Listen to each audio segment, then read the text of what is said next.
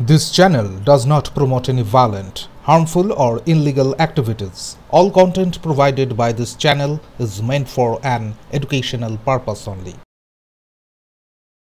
গল bladder অপারেশনের পর চিকিৎসায় গাফিলতির অভিযোগ তুলে এক রোগীর মৃত্যুর ঘটনায় উত্তপ্ত শিউরি। মৃতের নাম মিনা দাস, বয়স 36, বাড়ি শিউরি থানার অন্তর্গত পুরন্দরপুর দাসপাড়ায়। সূত্রের খবর, গত 3রা সেপ্টেম্বর শিউরির একটি বেসরকারি নার্সিং হোমে গল ব্লাডার অপারেশনের জন্য ভর্তি হন তিনি। অভিযোগ, চিকিৎসক সৌমেন্দ্র দত্তের অপারেশনে মিনা দাস সুস্থ হওয়ার বদলে অবস্থার অবনতি হলে তাকে অন্য এক বেসরকারি নার্সিং হোম শান্তিনিকেতন মেডিকেল কলেজে ভর্তি করা হয়। সেখানেই গতকাল রাতে তার মৃত্যু হয়। পরিবারের অভিযোগ, চিকিৎসক সৌমেন্দ্র দত্তের ভুল অপারেশনে রোগীর মৃত্যু হয়েছে। সোমবার সকাল 10টা নাগাদ মৃতদেহ নার্সিং হোমের সামনে রেখে বিক্ষোভে ফেটে পড়েন পরিবার ও স্থানীয়রা। অবশেষে শিউরি থানার পুলিশ ঘটনাস্থলে পৌঁছে পরিস্থিতি নিয়ন্ত্রণে আনে।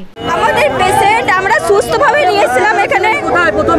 আমরা আগস্ট মাসে 3 তারিখে অ্যাডমিশন করেছিলাম। 3 তারিখে অ্যাডমিশন করেছিলাম আনন্দময়ী নার্সিং হোমে। উনি দেখলেন, বললেন গল ব্লাডারে ওটি করতে হবে ইমিডিয়েটলি, নাহলে কিন্তু উনি বাঁচবে না, নালিতে পাথর পড়ে গেছে। সৌমেন্দ্র দত্ত, ডাক্তার সৌমেন্দ্র দত্ত সার্জেন উনি ওটি করার ডেট দিলেন। ওটি করলেন। ওটি করার পর পেশেন্টের এই আনন্দময়ী নার্সিং হোমে ওটি হয়েছে। ওটি হওয়ার পর পেশেন্টকে বেডে দিল। বেডে দেওয়ার পর পেশেন্ট বমি বন্ধ হয় না। আমরা বলছি, স্যার বমি কেন করছে, বারবার বমি বন্ধ হচ্ছে না। বলছে তারা ওকে আবার ছবি করে আবার মডার্নে পাঠালো। মডার্নে পাঠিয়ে ছবি করতে বললো, ছবি আমাদের হাতে দিল না। ছবি রিপোর্ট আমাদের হাতে দিল না। ওখানকার বললো যে হোয়াটসঅ্যাপে পাঠিয়ে দিয়েছে স্যারকে। আমরা স্যারের হোয়াটসঅ্যাপে দেওয়া হয়েছে। স্যার বললে ওদের আলসার ধরা পড়েছে, আলসারে ওটি করতে হবে। আলসারে ওটি করতে গেলে 20,000 টাকা দাবি আমার কাছে। 20,000 টাকা দিলে আমি ওটি করবো, নাহলে করবো না। আমরা বললাম ঠিক আছে স্যার, তাই আপনাকে দেওয়া হবে। আমার পেশেন্টটাকে আপনি সুস্থ করুন। উনি বললেন বেশ। এইখানে আবার ওটি করলেন আলসারের ওটি করলে তখন উনি এইখানে ড্রেন করেছেন। তো যা খাবার খাচ্ছে ড্রেন দিয়ে বেরিয়ে যাচ্ছে। এত পেটে কেটেছে যে হাত ভরে জল মারছে, পেশেন্টের পেটের ভিতরে হাত ভরে জল মারছে। তখন ইনফেকশন অটোমেটিক ছড়িয়ে গেছে। আমরা স্যারকে বলেছিলাম, স্যার যদি এখানে পারেন তাহলে আমাদেরকে বলুন, আমরা বাইরে নিয়ে যাবো।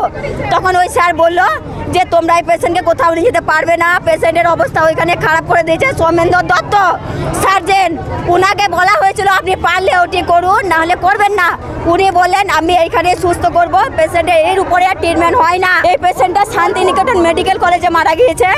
কালকে বিকাল 4টের সময় মারা গিয়েছে। মানে ডাক্তারবাবুকে দেখানোর পর মারা গেছে। কালকে ডাক্তার আমাদেরকে ডেকেছিল যে আসুন, পেশেন্টের যা ট্রিটমেন্টের খরচা আমি দেবো।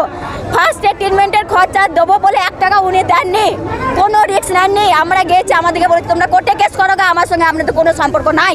সৌমেন্দ্র দত্ত আমাদেরকে জেরে জবাব দিয়েছে।